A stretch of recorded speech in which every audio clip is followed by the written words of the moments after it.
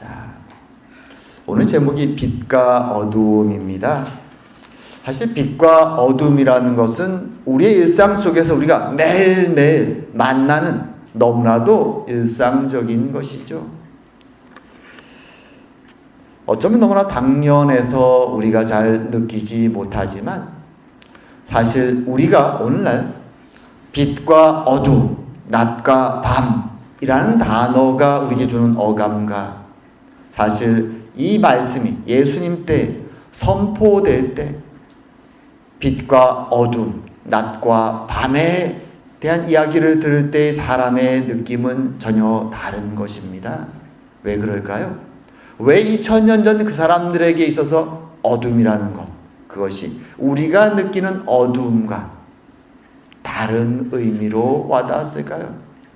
그것은 그 시대에는 전기가 없고, 그래서 전기불이 없고, 밤은 해가 떨어지면 깜깜한 어둠으로, 더군다나 밤에 구름이 끼었다면 정말 칠흑 같은 어둠으로 온 세상이 뒤덮였을 것이기 때문입니다. 그래서 그들은 더 명확하게 빛과 어둠의 의미를 마음속에 느낄 수 있었죠. 사실 오늘날 우리는 너무 세상에 빛이 많아서 특히 도시에 사는 우리들은 이 밤이라는 것, 어둠이라는 것을 그렇게 심각하게 느끼지 못하고 살아갈 때가 많죠. 하지만 아마 여러분들도 기억하시겠지만 어린 시절에 시골이나 불빛이 없는 곳에 가면 그 깜깜한 어둠, 그리고 그 어둠 속에서 작은 불빛 혹은 하늘의 별, 그것이 얼마나 찬란할 수 있는지, 어둠과 빛이라는 것이 얼마나 그렇게 대조적일 수 있는지 아마 여러분의 머릿속에 기억으로 떠오르실 것입니다.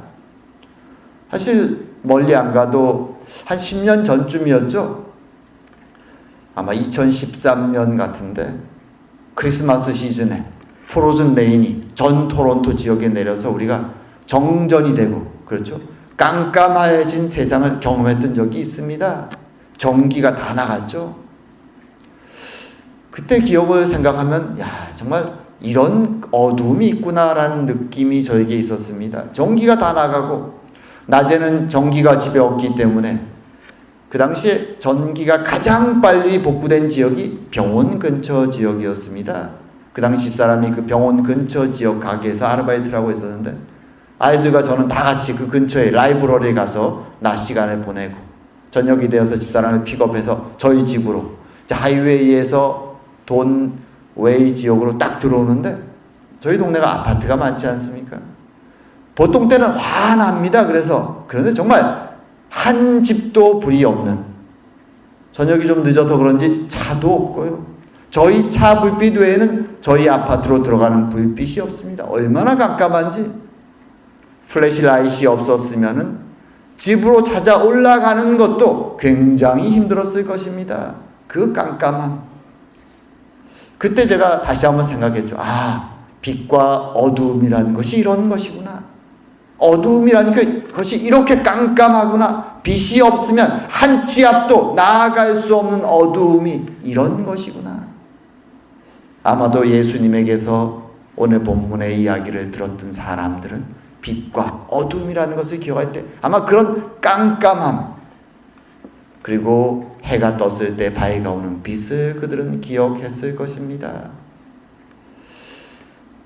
그래서 오늘 본문의 말씀을 해서 예수님이 빛과 어둠을 얘기할 때 우리들보다는 훨씬 더 선명하게 그 의미를 그들은 깨닫게 되는 것이죠. 오늘 우리도 그런 빛과 어둠을 한번 기억하면서 오늘 주님께서 우리에게 주시는 이 빛과 어둠의 메시지가 어떤 것인가 한번 생각해보는 시간을 갖기 원합니다. 자, 오늘 본문을 시작하면서 주님께서는 가끔 쓰시는 구절에 나는 뭐뭐다, 이런 구절을 예수님이 가끔 말씀하시죠. 나는 생명의 떡이다, 이런 말씀도 하셨고, 나는 생수다, 이런 말씀도 하셨고, 오늘은 나는 세상의 빛이다, 이런 말씀을 하십니다. 사실 오늘 이 8장 12절의 말씀은 7장에서부터 사실은 계속 연결되는 말씀입니다. 말하자면 초막절에 성전에서 말씀을 전하시던 말씀, 그래서 바로 앞에 있었던 7장 후반부에 있었던 나는 생수다, 생명의 물이다 라고 했던 그 말씀과 계속되는 말씀입니다. 지난주에 제가 설명했지만 8장 앞부분에 있는 가늠한 여인과 예수님의 이야기는 삽입된 이야기라고 그랬죠. 그래서 지금 이야기는 성전에서 초막절 절기의 끝에 계속되는 것입니다. 마치 그 당시 지난번에 살폈던 그 생수가 초막절 아침에 했던 물을 실로암 연못에서 뜨는 그 행사와 연결해서 예수님이 나는 생명이 주는 물이다 라고 말씀하셨던 것처럼 오늘 나는 세상의 빛이다라는 이 말씀도 사실은 초막절 밤에 했던 행사와 밀접하게 관계가 됩니다. 초막절 밤이 되면 이스라엘 사람들 주로 모든 행사의 주체는 그 당시에 남자죠. 여자들은 그냥 구경꾼이었습니다. 자, 남자들이 뭘 하냐 하면 큰 횃불을 듭니다. 예루살렘 성을 돌아다니면서 노래를 하고 찬양을 하고 하나님의 영광을 찬양합니다. 댄스도 춥니다. 왜 그걸 하는가? 이 초막절이 무엇을 기념하는 절기입니까? 광야에서 그 옛날 이스라엘 조상들이 하나님의 인도하심 속에 초막 속에 살았던 그 기억을 회상하는 것이죠. 그래서 물을 뜨는 것도 하나님이 주셨던 물을 기억하는 것이고 오늘 이 불도 하나님이 그들을 밤마다 인도했던 불기둥을 사실은 회상하는 장면입니다. 이스라엘 사람들은 초막절이 되면 광야의 기억을 되살리면서 밤마다 낮에는 구름 기둥으로 밤에는 불 기둥으로 그들 앞에서 길을 인도하고 그들의 추운 광야 가운데 따뜻하게 대표주시며 인도에 같은 하나님의 불 기둥을 기억하는 것이죠. 찬양하고 노래하고 춤추며 그들은 하나님은 우리의 보호자고 인도자다. 그 사건을 통해 그것을 다시 한번 그들의 믿음을 되새기는 것이죠. 그리고 그 7일간의 행사가 초막절 행사가 딱 끝나는 시점에 오늘 주님이 이 말씀을 하시는 것이죠. 나는 세상의 빛이니 나를 따르는 자는 어둠에 다니지 아니하고 생명의 빛을 얻으리라. 마치 그 옛날 이스라엘 백성들이 광야에 40년 동안 하나님의 인도하시는 그 불을 따라 보호받으며 살아갔던 것처럼 내가 바로 그 생명의 빛이다. 나를 따라와라 라고 말씀하시는 것입니다. 사실 예수님이 자신을 빛이다 라고 설명하는 장면은 이 장면만 나오는 것은 아니죠. 특별히 오늘 이 복음서를 기록한 사도 요한은 예수님을 세상의 빛이라고 설명하기를 굉장히 좋아합니다. 요한복음 1장에서도 세상에 오신 빛으로서 예수님을 설명하죠. 그리고 이것은 요한만이 사용하는 것이 아니라 사실 구약 전체를 통해서 하나님이 이스라엘에게 자신을 빛이라고 말씀해 주십니다. 빛과 어둠의 비유를 구약 전체에서 하나님은 자주 사용하십니다. 하나님 자신에 대해서 또는 하나님의 백성에 대해서 또는 다가올 메시아에 대해서 세상과 하나님 나라를 대조하면서 빛과 어둠이라는 이미지를 하나님 자주 사용해 오셨습니다. 그래서 오늘 이 말씀을 예수님이 하실 때 이것은 아주 친숙한 이미지죠. 이스라엘 사람들이 그 말을 딱 들으면 무슨 말씀을 하는지 다 알고 있습니다. 왜 하나님은 많은 이미지가 있고 많은 비유가 있을 텐데 굳이 하나님을 빛으로 그리고 세상을 어둠으로 비교하는 이 비유를 구약 앞에서부터 계속해서 사용하실까요? 어떤 면에서 이 빛과 어둠에 대한 비유는 세상과 하나님, 진리와 어둠에 대한 이 모습들을 너무나도 잘 설명해 주기 때문이죠. 그리고 우리 일상 속에서 매일 겪기 때문에 사람들이 두 번 생각할 필요가 없이 그 메시지가 뭔지를 이해할 수 있기에 하나님은 이 비유를 계속 사용하십니다. 빛이 없으면 어둠만 있다면 사람들이 살아갈 수 있을까요? 살아갈 수가 없습니다. 길을 찾을 수도 없고 그리고 생명에 필요한 것을 얻을 수도 없죠. 빛은 그래서 생명을 의미합니다. 빛이 있기에 사람들은 일어나서 이제 활동을 시작하게 되는 것이죠. 어둠이 이 땅에 내리면 아무것도 할 수 없습니다. 사람들은 다 잠들었습니다. 그것이 고대인의 삶이죠. 해가 뜨면 일을 시작하고 해가 떨어지면 잠듭니다. 너무나 당연한 것. 하지만 오늘날은 밤에도 불빛이 있기에 사실 이 생체 리듬이 깨어져 버리죠. 24시간 사람들은 일하고 있습니다. 그래서 어떤 면에서 이 빛과 어둠에 대한 비유가 잘 와닿지 않을 수도 있죠. 하지만 하나님은 이 비유를 통해서 정확히 얘기하는 것이죠. 왜 하나님이 빛인가? 하나님은 생명을 주시는 진리를 그들에게 주시기에 그들이 살아갈 수 있는 유일한 생명의 길을 하나님이 보여주시기에 하나님은 빛이고 생명이다 라고 말씀해 주시는 것입니다. 하지만 죄를 짓고 자신의 욕망에 따라 하나님을 떠나간 사람들은 다른 말로 하면 빛을 떠난 것이죠. 어둠에 머물게 되는 것입니다. 하나님과의 관계가 끊어져 버리자 더 이상 진리도 생명도 빛도 공급받을 수 없는 것이 세상에 사는 사람들의 현실입니다. 하지만 그들은 하나님께 돌아올 생각을 하지 않습니다. 왜 그럴까요? 그것은 어두움이 주는 평안함 때문이죠. 어두움은 자신 속에 있는 죄와 잘못된 욕망들을 감춰주죠. 보이지 않습니다. 쉽게 말하면 그런 거죠. 우리 몸에 얼굴에 검은 때가 다 묻었는데 어둠 속에 있으면 보이지 않습니다. 서로가 잘 보이지 않습니다. 그래서 사람들은 어둠 속에서 서로 어울렁더울렁 그렇게 적당히 속이며 자신의 욕망을 따라 살아가기를 즐거워하는 것이죠. 빛으로 하나님께로 나오면 자신들의 더러움이 다 드러납니다. 그래서 때로는 양심이 하나님이 우리 마음속에 심어둔 양심이 신앙이 없는 사람도 가지고 있는 그 양심의 빛이 사람들을 조금씩 비춰줄 때 사람들은 알죠. 내가 지금 하는 짓은 나의 양심에 비춰볼 때 잘못된 것이구나. 알고 있지만 그래서 더더욱 그들은 빛으로 나가지 못합니다.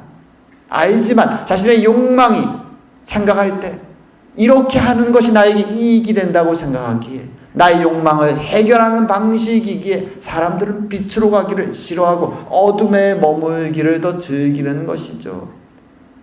그리고 이 세상은 여러 욕망들이 만나서 걱정과 근심과 어려운 일들로 가득 차 있습니다. 쉽지 않습니다. 그러기에 사람들은 더욱더 빛으로 나가지 못하고 어둠 속에서 욕망을 따라 살아가게 되는 것이죠. 하지만 중요한 것은 어두움 속에서 계속 나아갈 때 그 끝은 결국 낭떠러지요 멸망이라는 사실입니다.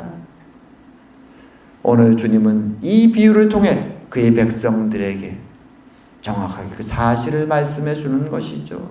심지어 오늘날 밤에도 불야성처럼 이렇게 환한 빛이 있는 이 세상, 기술이 발달되었고 마치 유토피아가 곧 올 것 같은 이 세상 속에서도 사람들 마음속에 하나님의 빛이 없을 때 사람들이 추구하는 것은 그 발달된 기술과 과학으로 추구하는 것은 결국 탐욕이죠. 왜 사람들이 화성에 가려고 그럽니까? 거기에 돈이 되는 것이 많이 있다고 생각하기에 사람들은 투자해서 화성에 위성도시를 만들겠다고 그러는 것이죠. 돈이 되지 않으면 행하지 않습니다. 욕망에 따라서 전쟁을 왜 합니까? 자신에게 이익이 된다고 생각하기에 사람들은 악을 향하는 것이죠. 오늘날 발달된 과학과 문명 속에 사람들은 끝없이 빛이 아니라 어두움으로 자신의 욕망을 따라 달려갑니다. 전쟁과 폭력과 이익을 따라서 말이죠. 안타까운 세상의 모습인 것입니다. 그리고 이 문제를 우리가 바라보면서 오늘 본문에서 더 심각한 것은 무엇인가 하면 세상은 그렇다 그러는데 어둠에 속해 살아가는 세상의 모습은 그렇다고 우리가 인정하지만 문제는 지금 예수님 앞에 서 있는 자칭 하나님의 백성이라고 말하는 사람들도 자신은 빛 가운데 있다고 주장하는 사람들도 많은 경우 어둠에 속해 살아갈 때가 많다는 것이죠. 오늘 그것을 주님이 앞에 서 있는 바리새인들에게 말씀해 주고 있는 것입니다. 사실 이런 비판은 하나님이 그의 백성들을 향해서 너희들은 내 비단에 들어와 있다고 생각하느냐? 아니야. 너희들은 지금도 어둠 속에 있어라고 말씀하시는 이 신랄한 비판의 말씀은 지금 이것이 오늘 본문이 처음이 아닙니다. 구약시대의 선지자들이 이 말씀을 많이 했습니다. 특별히 이사야 42장에 가게 되면은 신랄한 내용이 나오죠. 앞에 부분은 그의 종 이스라엘에게 그들의 사명을 말씀하시는 장면입니다. 이렇게 말씀하시죠. 나 여호와가 의로 너를 불렀은즉 내가 내 손을 잡아 너를 보호하며 너를 세워 백성의 언약과 이방의 빛이 되게 하리니 내가 눈먼 자들을 눈을 밝히며 갇힌 자를 감옥에서 이끌어내며 흑암에 앉은 자를 감방에서 나오게 하리라. 이게 빛의 자녀들, 하나님의 빛으로 나온 자들의 사명입니다. 어둠 속에 있는 자들을 빛으로 인도해 오는 것이죠. 하지만 이스라엘은 자신들이 빛을 소유하고 진리를 소유했음에도 그 빛을 마치 앞길을 비추는 데 사용하는 것이 아니라 저 방구석에 처박아둔 것처럼 보이지 않는 곳에 꽁꽁 숨겨둔 것처럼 살아갑니다. 그리고 욕망을 따라 살아가죠. 그들에 대해서 하나님의 선지자의 입술을 통해서 바로 그 다음에 이어서 신랄하게 이렇게 말합니다. 너희 못 듣는 자들아 들으라. 너희 맹인들아 밝히 보라. 맹인이 누구냐? 내 종이 아니냐? 누가 내게 보내는 내 사자같이 못 듣는 자겠느냐? 누가 내게 충성된 자같이 맹인이겠느냐? 누가 여호와의 종같이 맹인이겠느냐? 내가 많은 것을 볼지라도 유의하지 아니하며 귀가 열려 있을지라도 듣지 아니하는도다. 하나님의 안타까운 말씀이죠. 분명히 빛을 보여주고 진리를 전해주고 그들이 이제 진리를 따라 빛 가운데 살아가며 세상의 빛으로 역할을 해야 되는데 그들은 그렇게 역할을 하지 않고 욕망을 따라서 여전히 어둠 속에 거하고 있음을, 소경의 눈이 되어야 될 빛이 되어야 할 자들이 빛을 잃고 어둠 속에 갇혀버렸음을 주님이 안타까워하며 지금 이스라엘 백성들에게 경고의 말씀을 주고 있는 것입니다. 그런데 이스라엘은 이 말씀을 받아들이지 못하죠. 여전히 우린 하나님의 백성이요 하나님이 우리를 구원해 줄 것이라고 굳게 믿고 계속 그렇게 살아가다가 그들의 끝은 우리가 아는 것처럼 나라가 멸망하고 포로로 다 붙잡혀 갑니다. 포로제에 갔을 때 이스라엘 사람들은 회개하면서 그래 우리가 하나님 말씀을 지키지 않아서 이렇게 되었구나. 이제 돌아가면 하나님이 회복시켜주면 이제는 하나님 말씀대로 살아야지. 그들은 결심하고 돌아옵니다. 하나님의 은혜로 1차, 2차, 3차 포로 교환을 해서 성전을 다시 짓고 예루살렘 성을 다시 회복하고 그것이 에스라와 느헤미야의 내용들이죠. 그리고 돌아와서 400년이 흐른 것이 오늘 예수님의 앞에 있는 바리새인들입니다. 바로 그렇게 회복된 사람들, 말씀대로 살겠다고 주장하고 돌아왔던 자들의 후손이 바리새인들이죠. 그런데 안타까운 것은 그렇게 결심하고 살아왔던 바리새인들의 모습이 오늘 주님 앞에 섰을 때 마치 그 옛날 이사야 선지자의 비판을 받았던 자들처럼 앞을 보지 못하고 하나님의 진리의 빛을 보지 못하는 자들로 변했다는 것이죠. 이것이 안타까운 현실입니다. 주님이 말씀하실 때 그들은 주님을 향해서 그렇게 말하죠. 너는 너를 위하여 증언하니 내 증언은 참되지 아니하도다. 그들 앞에서 주님은 너희들과 나의 차이가 무엇인지 아느냐? 주님이 이렇게 말씀하시죠. 내가 나를 위하여 증언하여도 내 증언이 참되니 나는 내가 어디서 오며 어디로 가는 것을 알거니와 너희는 내가 어디서 오며 어디로 가는 것을 알지 못하느니라. 나는 알고 있지만 너희들은 지금 알지 못한다. 다른 말로 하면 이렇게 또 말씀하시죠. 너희는 육체를 따라 판단하나 나는 아무도 판단하지 아니하노라. 왜 너희들이 알지 못한다고 생각하느냐? 그것은 너희들이 지금 육체를 따라, 말하자면 세상의 기준을 따라 판단하고 살아가고 있기 때문이다. 바리새인들은 어떤 사람들입니까? 하나님의 율법을 모두 다 지키기 위해서 누구보다도 열심히 살았던 사람들입니다.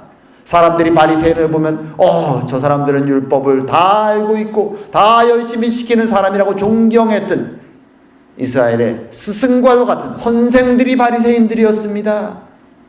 그럼에도 불구하고 그들은 주님을 알지 못했습니다. 그리고 주님은 그들에게 너희는 육체를 따라 판단하고 살아가고 있다라고 신랄하게 지적해 주십니다. 어디서부터 문제가 생긴 것일까요? 그렇게 열심히 말씀을 알고 공부하고 따라 살아가는데 도대체 무엇이 문제였을까요? 주님은 그들을 향하여 위선자들이라고 말합니다. 왜냐하면 겉과 속이 다르기 때문이죠. 그들은 자신들이 정말로 어둠 속에 있는 자들인 것을 깨닫지 못하고 있는 것이죠. 말하자면 하나님의 빛을, 그 말씀의 진리의 빛을 들어서 자신의 마음을 비추고 나아갈 길을 비추는 것이 아니라 그것을 그저 들어서 사용한 뒤에는 저 방구석에 처박아 두는 것이죠. 마음을 비추지 않는 것이죠. 그래서 자신들이 어둠 속에 있다는 사실을 깨닫지 못하는 것입니다. 이것을 깨닫는 것이 굉장히 중요하죠. 우린 소경 바디메오의 이야기를 잘 알고 있죠. 예수님이 여리고성에 들어가실 때 바디메오는 그 길가에 앉아서 동냥을 하고 있었습니다. 그 고대 시대에 소경이 할 수 있는 일이 아무것도 없죠. 그래서 구걸을 하고 먹고 살 수밖에 없습니다. 사람들은 그를 무시하죠. 우리가 한 푼 먹여주지 않으면 굶어 죽을 수밖에 없는 비참한 사람이라고. 그의 조상이 무슨 죄를 졌기에 저 바디메오는 저렇게 살아갈까? 죄인의 후손이라고 비방하기도 합니다. 그렇게 살아갔던 바디메오는 하지만 그는 명확히 아는 것이 있죠. 그 비참과 불행 속에서 그가 깨닫는 것이 있습니다. 나는 어둠 속에 살아가는 자다. 자신의 육신뿐만 아니라 영혼도 비참 속에 어둠 속에 살아가는 자임을 그는 명확히 알고 있었습니다. 예수님이 자신의 앞을 지나간다는 소리를 들었을 때 그는 다윗의 자손 예수여 나를 도와주소서 외칩니다. 사람들이 시끄럽다고 조용하라고 막 야단을 쳐도 멈추지 않습니다. 그는 계속해서 예수님을 부릅니다. 그러자 예수님이 그 소리를 듣고 예수님께 나오라고 말하자 그는 자신의 하나밖에 없는 겉옷, 구걸하는 자에게 겉옷은 자일 때 덮고 자는 이불과도 같죠. 아주 귀한 것입니다. 그런데 그것을 던져버리고 예수님께 나아갑니다. 무엇을 원하냐? 예수님이 말하자 보기를 원합니다 라고 말하죠. 예수님은 그에게 육신의 눈을 뜨게 할 뿐만 아니라 그에게 예수님께 나온 그에게 구원을 선포해 주십니다. 자신이 어둠 속에 있음을 알고 간절히 주님을 찾았던 바디메오는 육신과 영혼의 빛을 발견하고 참된 구원을 소유하게 되는 것입니다. 하지만 육신의 눈을 가지고 있지만 누구보다 성경의 지식을 많이 알고 있었지만 그리고 그것을 한자 한자 다 지키며 살아간다고 자부심을 가졌던 이 바리새인들은 실제로는 빛이 아니라 어둠 속에 살고 있었던 것이죠. 육체를 따라 판단하고 살아가고 있었던 것입니다. 겉으로는 거룩해 보였지만 그들의 마음에는 어둠이 차서 자신의 욕심을 따라서 사람들 앞에서 존경을 받는 것을 사랑했고 자신들에게 주는 그 돈을 사랑했고 세상적으로 높은 위치에 올라가는 것을 사랑하며 그들은 살아갑니다. 자신들도 모르는 새에 어느샌가 진리의 빛은 저 멀리 치워놓고 어둠의 자녀로 살아가고 있음을 주님은 지금 지적하지만 그들은 그것을 듣지 않습니다. 이런 일이 그 옛날뿐만 아니라 오늘날도 반복해서 일어나고 있습니다. 그러기에 우리는 우리의 모습을 돌아보는 것이 필요하죠. 그리고 여러분이 복음서를 계속 읽어나가면 느끼는 것이지만 주님은 이 마지막 시간, 지금 사실 주님은 몇 개월밖에 남지 않았습니다. 십자가의 시간이. 이 마지막으로 갈수록 주님은 제자들을 데리고 다니면서 더 많은 제자를 모으기 위해서 수고하시는 것이 아니라 도리어 신랄하게 바리새인과 잘못된 종교인들을 부딪히고 싸우고 다투기를 주저하지 아니하십니다. 이것은 제자들에게 하나님의 백성의 모습을, 빛에 속한 자의 모습이 어떠해야 되는지, 거짓된 믿음과 참된 믿음의 모습이 무엇인지를 명확히 보여주시기 위해서 주님은 그렇게 계속해서 이 마지막 때의 시간들을 보내고 계신 것이죠. 제자들에게 알라는 것이죠. 깨달으라는 것이죠. 과연 빛에 속한 자의 모습이 무엇인가? 그리고 오늘날 우리에게도 말씀하시는 것입니다. 겉으로만 위선적인 종교인들의 눈에 속지 말고 참으로 하나님의 빛, 진리의 말씀 속에서, 기도 속에서 우리의 마음 속에 비춰주시는 하나님의 빛이 무엇인가? 그것을 붙잡고 주님과 동행하며 그 빛의 자녀로 살아가야 된다고 말씀해 주고 있는 것입니다. 이제 말씀을 맺을까 합니다. 초막절 행사가 다 끝나갈 때 주님은 그 앞에 모여있는 이스라엘 백성들 앞에서 말씀을 하시죠. 나는 세상의 빛이다. 나를 따르는 자는 더 이상 어둠에 거하지 아니하고 생명의 빛을 소유할 것이다. 담대하게 선포하십니다. 그리고 논쟁하는 바리새인들 앞에서도 흔들리지 아니하고 담대하게 그들의 잘못을, 그들의 무지를, 그들이 어둠에 속해 있음을 지적해 주십니다. 그리고 제자들에게 참된 빛의 자녀가 어떤 모습으로 살아야 되는지를 말씀해 주시며 그들이 앞으로 하나님 백성으로서 어떻게 살아가야 될지를, 그들의 마음속에 참된 믿음을 심어주시는 것입니다. 오늘날 우리가 살아가는 세상은 어둠이 많은 세상이죠. 겉으로는 화려하고 욕망이 넘치고 마치 불야성을 이루고 유토피아처럼 보이기도 하는 그런 세상을 우리는 살아가고 있습니다. 하지만 분명한 것은 오늘 말씀을 통해 볼 때 이 세상은 어둠 속에 살아가고 있다는 것입니다. 하나님은 우리에게 하나님의 생명의 빛으로 나오라고 말씀합니다. 단순히 교회를 다닌다고, 단순히 성경을 가지고 있다고 빛의 자녀가 아니라 그 생명의 빛을 앞에 들고 나의 심령을 비추고 나아갈 길을 비추며 그 말씀에 따라 매일매일 주님과 동행하며 살아가는 자가 빛의 자녀라고 주님은 말씀해 주십니다. 쉽지 않죠. 걱정과 근심이 많고 세상 사람은 우리에게 함께 이 길을, 자신들의 길을 세상의 판단과 기준을 따라 살아가자고 우리를 흔들고 유혹합니다. 하지만 그럼에도 불구하고 생명 주시는 주님을 따라 매일매일 함께 살아갈 때 주님은 우리를 들어서 세상의 빛으로, 어둠 속에 있는 자들을 생명으로, 은혜로, 축복으로 인도해 주실 것입니다. 참으로 그런 은혜의 삶을 살아가는 저와 여러분 되기를 주님의 이름으로 축원드립니다. 기도드리겠습니다. 사랑과 은혜의 하나님 아버지, 오늘도 세상의 빛이 되시며 우리에게 생명 주시기 위해서 오셔서 참으로 세상의 반대와 위협에도 불구하고 하나님의 말씀을 선포해 주시니 감사드립니다. 어둠에 있는 자들에게 빛을 주신 주님, 우리의 마음속에 항상 어둠 속에 있었던 우리의 과거를 고백하며 마치 그 옛날 바디메오처럼 우리의 본능에 있는 어둠의 빛을 고백하며 주의 빛을 붙잡고 매일매일 주님과 함께 빛의 길을 걸어가는 저희들이 될 수 있도록 주님 축복하여 주시옵소서. 참으로 그로 말미암아 연약한 저희들이지만 저희들의 삶을 통해 주의 생명의 빛이 세상에 드러나는데 쓰임받을 수 있도록 주님 축복하여 주시옵소서. 우리 교회도 세상의 빛으로 주님 사용하여 주시옵소서.